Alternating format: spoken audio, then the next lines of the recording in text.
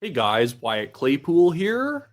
I have not been working at the British Columbia legislature for very long, but in my short career, there has been a lot of crazy stuff going on, and it has very little to do with me or the people I'm working with.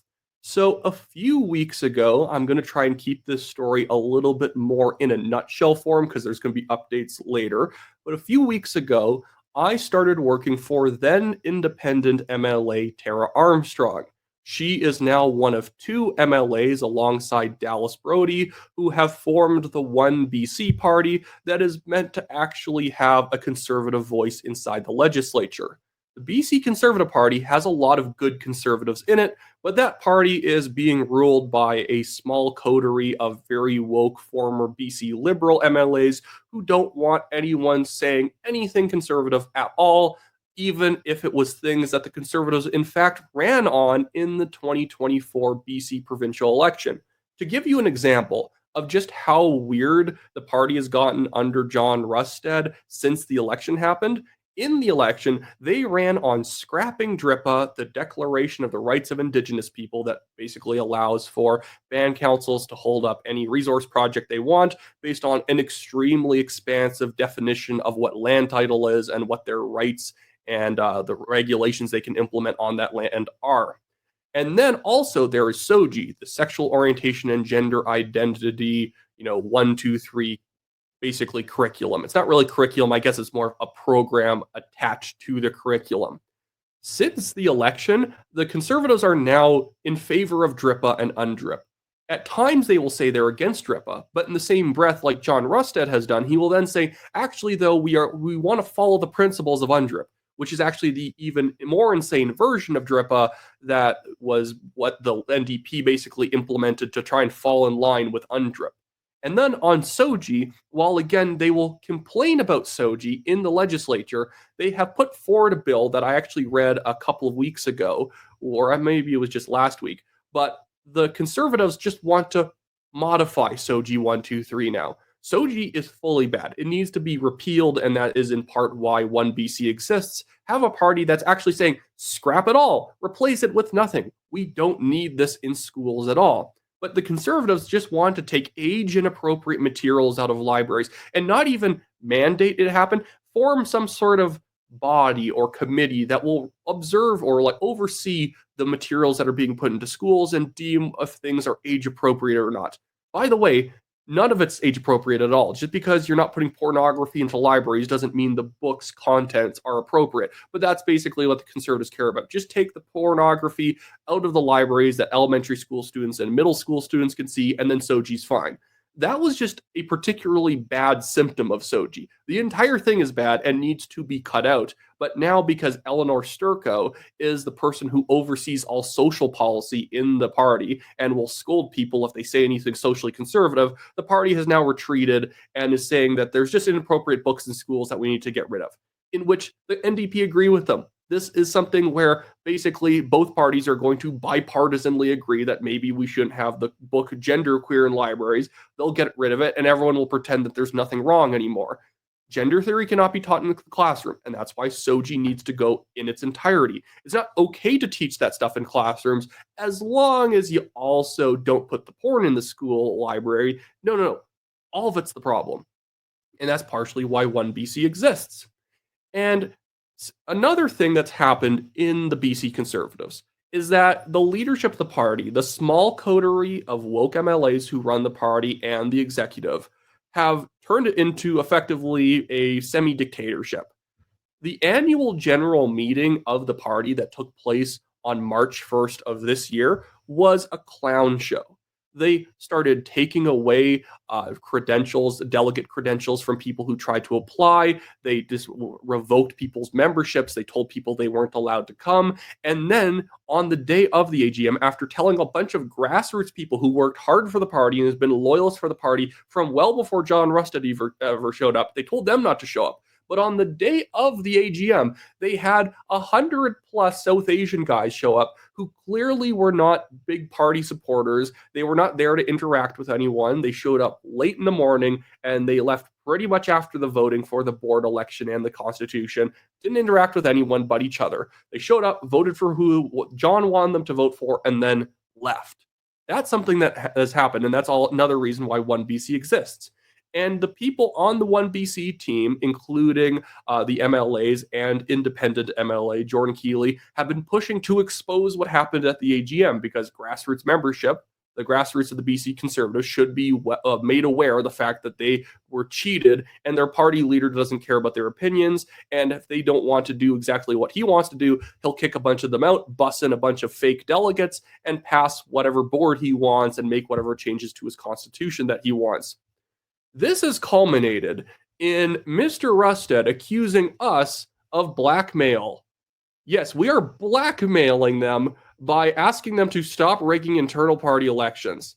It says John Rustad accuses former BC Conservative MLAs of blackmail. In a letter, Rustad tells Conservative caucus their former colleagues and staff are threatening to release blackmail material, including secret phone recordings and text messages.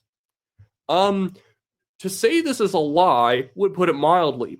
John Rustad is riding a very fine line between crazy accusations that make him seem like old Uncle Joe Biden not knowing what he's talking about, and also saying something criminal, because you cannot accuse somebody of committing a crime that they did not commit. And I can guarantee you, we over at OneBC have not blackmailed anyone. We have not bribed anyone, which is also in his letter. This letter is 5 pages, by the way, and in 5 pages, he accuses us of blackmail 12 separate times. Like, the word blackmail comes up 12 separate times, and then also accuses us of bribing people, to which Jordan Keeley, the independent MLA from Peace River North, pointed out that doesn't make any sense. How many times in history has someone ever been blackmailed and bribed at the same time? It's almost like they're throwing out accusations.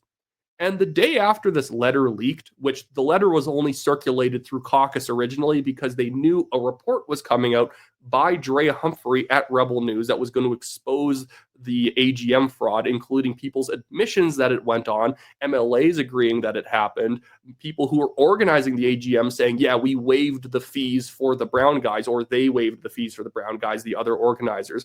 This is all coming up, but this is blackmail, apparently, that it's coming out. They're basically only accusing us of this because evidence was going to come out of impropriety, of corruption, and it's somehow blackmail to reveal it. I'm going to tell you something that everyone already knows. In Canada, in every single province in Canada, to my knowledge, maybe not Quebec, I haven't checked, but it's a one-party consent jurisdiction. If you call me, for instance, and I record that call, perfectly legal. Because you can't call me, and then if I say that you said something, you can't just say, no, you didn't. If I'm allowed to show you the phone call, I'm allowed to do that. I'm not allowed to just look like I don't have to just look like an idiot making a claim and everyone says that's a lie, and then I can't do anything about it. We can show text messages and phone calls that we've had that prove our point. This is John Rustad and his band of, let's say, idiots are basically running the same playbook that Justin Trudeau and Gerald Butts ran against Jody Wilson-Raybould during the SNC-Lavalin scandal. Jody Wilson-Raybould reveals a bunch of corruption. The government is trying to force me to give a deferred prosecution agreement to SNC, which has obviously violated the law and should be banned from government contracts for a while. And when she revealed this, the Liberals went on the attack. No, actually, she's trying to become prime minister. Actually, she was going around threatening people. She was trying to get a better job, better position, all of this other stuff. She's trying to attack us.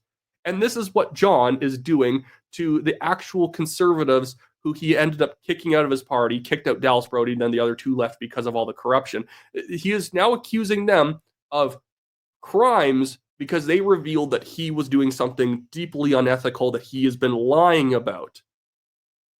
Never a dull moment in BC politics. And do you know what we now have, because John and his band of morons are still stupid? So now we have David Eby calling on Rustad to release the evidence and bring it to the RCMP. And I'm not sure if you know why this is so bad, but Eby calls for police investigation after BC Conservative blackmail claim. I don't need to play the clip of him saying this. It probably wouldn't interest you too much to just hear him say the exact thing I just said he said. But Eby now has the ability to call in the RCMP himself because a crime has been alleged to have occurred. It didn't happen, but if do you guys know the case of Rajnish Pam in Oregon, that cult that took over the town of Antelope in Oregon, some weird guru's cult? At one point, they started accusing each other of poisoning people because they were poisoning people. And because that was made public, they started having this public feud. Do you know what happened? The FBI showed up and they found out all the other shady stuff that they were doing. By John doing this, he has given over David Eby the perfect excuse to say, hey, RCMP, go dig around the conservative office and see if they've ever done anything wrong. What's wrong with these people? By accusing OneBC of a crime we obviously did not commit, our position has always been we are going to come out with the truth. And we've been telling people, you should come out and tell people what you know right now, or we're going to have to do it. There's never been the I'm going to do this to you. I'm going to reveal this about you unless you give me money. I'm going to reveal this about you unless you make up a lie for us. It's always tell the truth that we know that you know, or we're going to have to do it. That is not blackmail. That is just saying this thing is going to happen. You should say something because you should actually reveal the truth yourself and act like an ethical human being. But so in all of this, for trying to deflect from the AGM scandal, Rustad may have given the RCMP the perfect excuse to now run through their offices and find any shady stuff that they've ever done. And I don't think that there's a chance that they've not done shady things. That party is rife with people overpaying themselves and whatnot. Not that that's a crime, but that might come out. Who knows?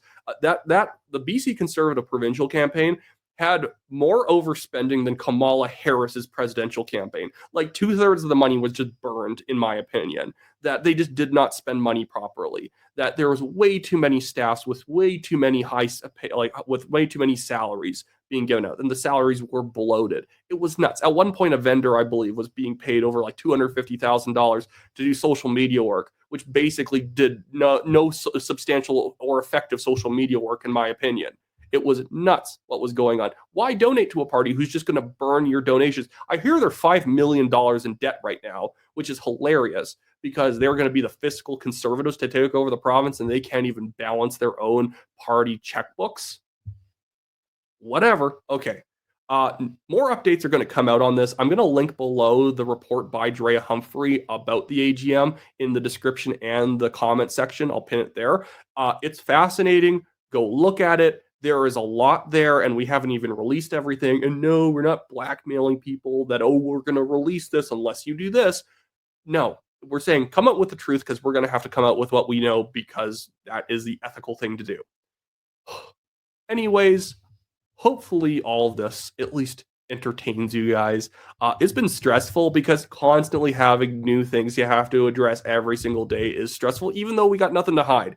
But when you're a small team of people and you constantly have people accusing you of like blackmail or doing other like such things and lying or whatever, and that you guys are racist or you guys are this or that, it grates on you after a while. Anyways, I also would recommend, guys, if you live in British Columbia, join OneBC. We're probably going to be launching the party soon in the next week or two in a formal setting. So I'll let you know where that location is if I'm able to do that. It's going to be a lot of fun. You can just go check out OneBC. It's just the numeral 1bc.ca. Check out the website. Check out what we stand for. It's a conservative party through and through. Cut taxes 50%, get rid of DRIPA, get rid of SOGI, actually cut wasteful spending, cut bureaucracy in hospitals, return the money to the front lines, all stuff like that. Things the conservatives should have run on, and they didn't. Anyways, so that's it for me today, guys. See you later.